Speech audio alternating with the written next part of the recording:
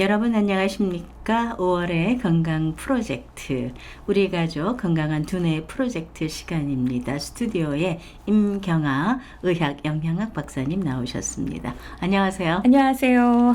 네, 저희가 5월을 네. 맞이해서 우리 가족 건강한 두뇌 프로젝트 지금 하고 있는데요. 네. 오늘은 어떤 내용을 할까요? 오늘은요, 내 건강을 위한 영양소, 뭐 어떤 영양소를 먹어야 우리가 실질적으로 내 네. 건강해질 수 있는지, 네, 이 부분은 사실 뭐 우리 아이들뿐만이 아니라 저도 포함돼서 우리 가족 모두에게 도움이 되지 않을까 생각이 듭니다. 네, 사실은 뭐 나이가 들면서 아니면 젊은 사람들도 많이 그러는데요. 네. 기억력이 많이 떨어질 때 있잖아요. 네, 근데 그렇습니다. 이런 네. 것들이 뭐 영양소랑 관련이 있을까요? 관련이 있습니다. 대부분 그 두뇌 영양소라고 한다면요. 네. 비타민 B 컴플렉스라고 하는데요. 비타민 음. B 시리즈가 많이 있어요. B1, B2, 3, 6, 9, 12 이렇게 있고요. 네. C도 영향을 많이 미치고요. 네. 뭐 이 비타민 1이라고 하면 티아민이고요. 비타민 네. B12 하면 코바라민, 비타민 B9 하면 엽산이고요. 네.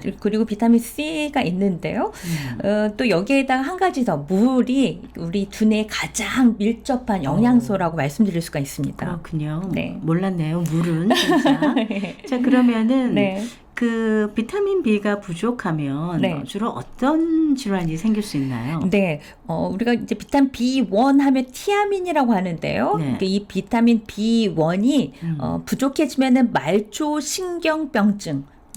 우리가 이제 보통 베르니케 뇌병증이라고 하는데요. 네. 이 말초신경에 그 끝까지 영향을 갖지 않기 때문에 네. 의식이 혼미해지거나 걸음을 제대로 못 걸을 수도 있고요. 그리고 또 이게 눈으로도 올 수가 있습니다. 그래서 네. 안구에 장애가 있을 수가 있고요. 우리가 가끔 가다가 이렇게 어지럽다 이렇게 느낄 수가 있거든요. 네. 발도 이렇게 풀리는 경우도 있고 이런 부분들은 이제 비타민 B1의 티아민의 부족한 그런 부분에 나타나는 증상이라고 말씀드릴 수가 있습니다. 네.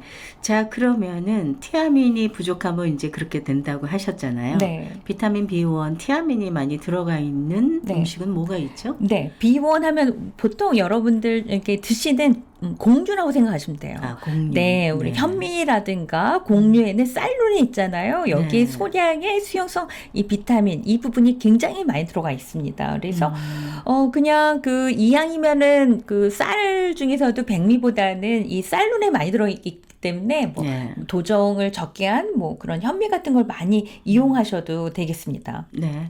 다이어트 하신다고 이렇게 네. 너무 공유 안 드셔도 비타민 B1, 네. 티아민이 부족할 수 있습니다. 네. 뭐 그러면은 이제 비타민 12가 있잖아요. 네, 우리가 보통 코바라민이라고 이렇게 많이 얘기도 하는데요. 네. 이 코바라민은요, 뇌 안에서는요, 신경 전달 물질을 합성합니다. 아. 네, 그래서 ADHD라든가 어떤 이런 그 장애가 있는 친구들을 봤더니 뇌의 발달 상태가 좀 부족한 경우가 많이 있고요. 그 중에서도 이런 신경 전달 물질의 합성이 부족한 경우에도 생길 수가 있거든요. 네. 그래서 이 코바라민 보통 우리가 유제품에 많이 들어가 있거든요. 치즈라든가 우유라든가 고기, 닭고기, 게 이런 데 많이 들어가 있는데요.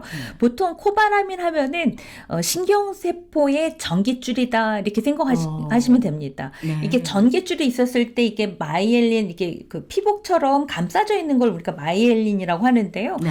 이게 얼마나 잘 그 형성되느냐에 따라서 신경 전달의 속도가 달라질 수가 있습니다. 그래서 우리 아이가 왜 공부를 못합니까? 아니면 반응이 이렇게 느려요 하면은 이런 신경세포의 영양이 부족해서 네. 나타날 수가 있는데요. 그래서 비타민 B12가 많은 이런 음식들을 드시면 되겠습니다. 자, 그러면은 비타민 9, 9이라고 하잖아요. 엽산이라고 네, 네, 네. 그러셨는데 네. 이거는 어떤가요? 엽산이요. 네. 일단 우리가 뭐 엽산 하면은 임산부한테 굉장히 뭐 중요한 영양소로 알려져 있잖아요. 네. 그 이유는 아무래도 이 엽산이 부족하게 되면은 임신 중에 태아의 뇌와 척수 같은 그런 신경계 기능의 형성에 아주 중요한 역할을 하기 때문입니다. 네. 이 임산부에 반드시 들어가야 하는 반드시 필수적으로 먹어야 하는 영양 영양소인 만큼 우리 평상시 우리가 먹는 식습관에 이런 그 엽산이 이렇게 많이 이렇게 충분하게 섭취 않았었을 때 이런 신경계의 이상에 네. 영향을 미칠 수 있다라고 생각하시면 됩니다. 아, 그렇군요. 그러면 엽산이 많이 들어가 있는 음식? 네, 엽산은요 주로 녹황색 채소, 과일, 콩이 많이 아, 들어가 있어요. 네. 그래서 엽산은 채소를 이렇게 저장하고 나서 이제 3일 정도 지나면 70%가 이렇게 자연적으로 이렇게 소멸이 돼요, 소실이 돼요.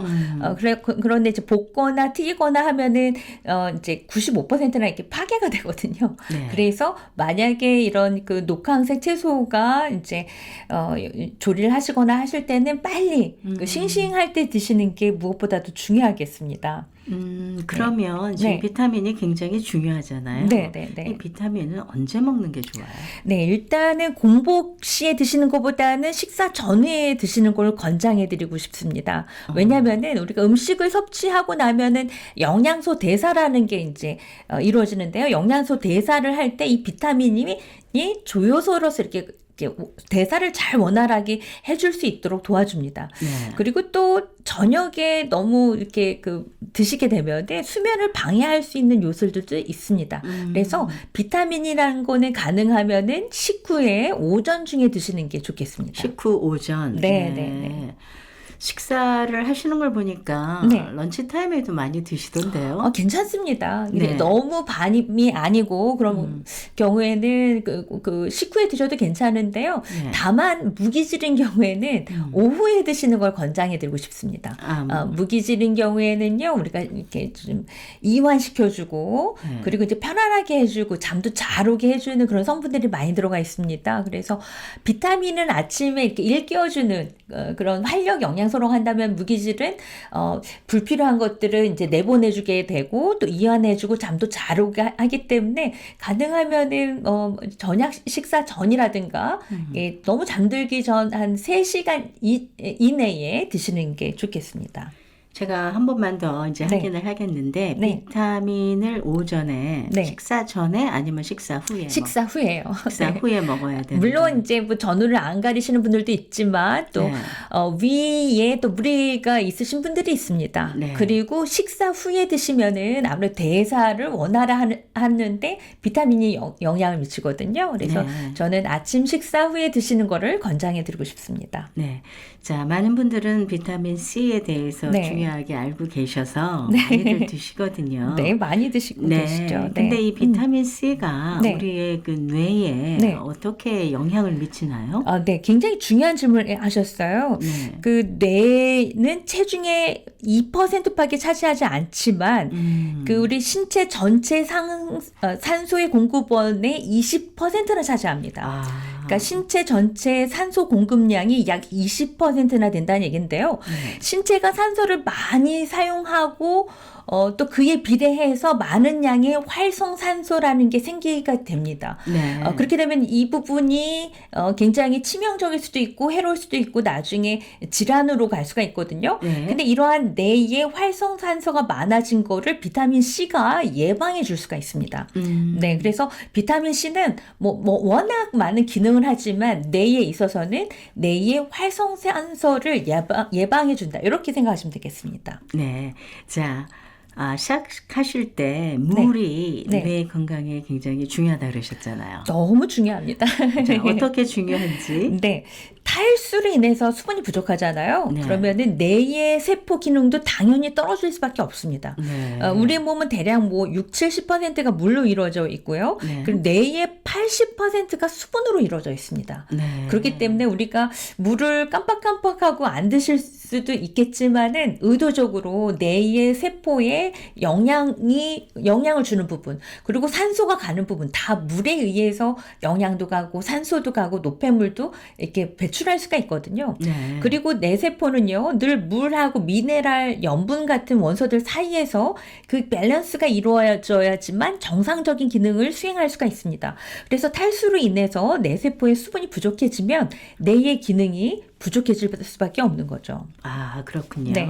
그래서 노피 브레인 포크라는 학자가 있는데요. 네. 그 에너지가 떨어지거나 그리고 또 물이 부족하거나 그럴 때에도 굉장히 감정의 변화라든가 짜증이라든가 또 피곤함이라든가 긴장하거나 불안하거나 기억력을 포함한 사고 능력까지 저하된다라는 연구 논문이 나왔습니다. 네. 그래서 이 브레인 포그라고 한다면은 머리가 맑아지지 않는 이렇게 안개가 낀 듯한 그런 현상을 말할 텐데요. 이 부분 역시도 물하고도 상관이 있고요. 그리고 실질적으로 치매에 걸리거나 뇌에 어떤 질환이 있으신 분들은 MRI나 뭐 이렇게 사진을 찍게 되면은 네, 한쪽 부분이 이렇게 뿌옇게 되어 있는 부분들이 있어요. 아, 네, 그렇군요. 그래서 가능하면 물은 그 우리 뇌가 마시는 영양소다 이렇게 생각하시고 습관적으로 물을 많이 드시는 게 좋겠습니다. 네. 자, 우리가 그 뇌 건강을 위한 영양소를 지금 임 박사님하고 말씀을 나누고 있는데요. 네, 가장 중요한 거, 물 사실 그렇게 큰 돈 드는 거 아닌데. 그렇습니다.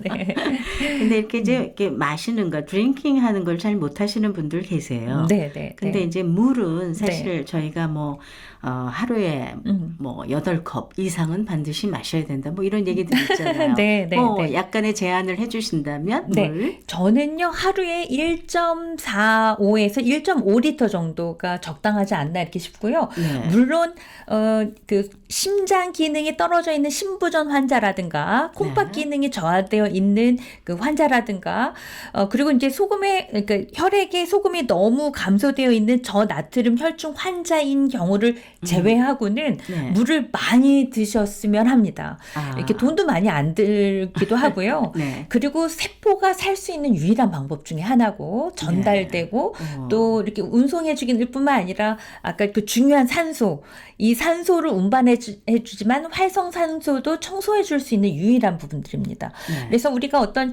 뭐 설거지를 할 때도 어떤 음식을 이걸 깨끗하게 씻고 싶은데 물이 담겨져 있어야 잘 씻기고요. 잘 이렇게 닦여질 수가 있습니다.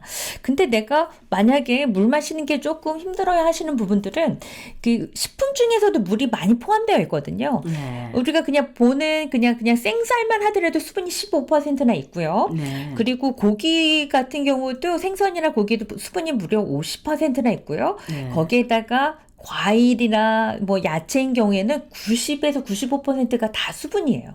그래서 내가 평상시에 물 마시는 게 좀 힘들어요 하시는 분들은 야채를 싱싱한 야채를 많이 드신다면 물뿐만 아니라 이 채소 속에 들어있는 물은 굉장히 건강하고 생리 활성이 좋은 물의 상태가 됩니다. 그래서 이 가공된 그 음식을 드신다면은 이게 몸 안에서 정체되어 있어서 사실 잘 기가 돌지 못한다면은 음식 안에 들어있는 수분은 약과도 같습니다. 다 대사를 굉장히 올려주고 활성화시켜주기 때문에 뭐 오이라든가 뭐 토마토라든가 이런 부분들은 좀 수시로 이렇게 드시는 것도 권장해 드릴 수 있겠습니다. 네.